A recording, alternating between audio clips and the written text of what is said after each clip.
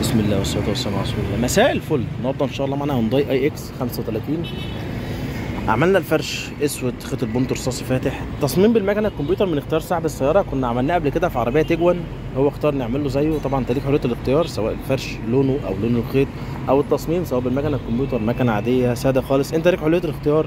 احنا علينا الغرزه، الفينش، التجسيم اللي قدامك ده كله من غير ما نباظ في الاصلي. يعني تشيل ده في اي وقت تلاقي الاصل تحت زي ما هو، لا متقطع ولا متخرم ولا فيه اي ضرر. ومن حقك تطلب مني ان انا اشيل الفرش ده واوريك الاصل سليم ولا لا قبل ما تستلم مننا العربيه.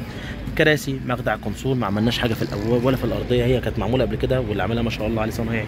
عملنا جراب للطاره هاند ميد زي الاوريجينال بالظبط، جلد فليم خرم وجلد ساده، خيط ساده، حتى الغرزه سودا زي الاصليه ما شاء الله باينه اهي.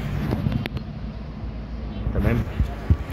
هفتح لك جنب جنب وباب باب عشان تبص على الغرزه، تبص على التفاصيل، تبص على التجسيم، كل متخيط كده ومفيش حاجه معبيه هوا ما شاء الله.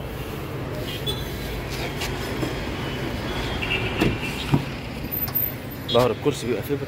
دي مخادع شاشات ما عملناهاش، صاحب السياره جايبها سودا فما عملناهاش. البنط اللي في الدورانات، التفاصيل الصغيره، بص دي قد دي قصاد بعض. البنط اللي في الدورانات مفيش خيط معوج، مفيش كشكشه في الجلد.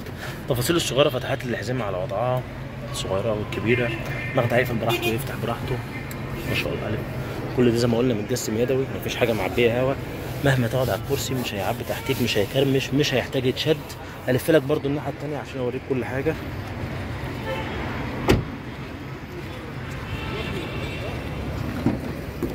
بسم الله الرحمن الرحيم. نفس الكلام هنا، نفس الكلام قدامك اهو. بص على البنط بفضل الله مفيش خيط معوج، مفيش كشكشه في الجلد. زي ما انتم متعودين معانا بنقول لك تستلم ايه وتتفرج على ايه. نفس الكلام هنا. هونداي اي اكس 35، فرش اسود، خيط بنط رصاصي فاتح. اسف لو طولت عليكم، اتمنى تتابعونا على طول وما تزهقوش مننا. اشكركم شكرا جزيلا، سلام عليكم.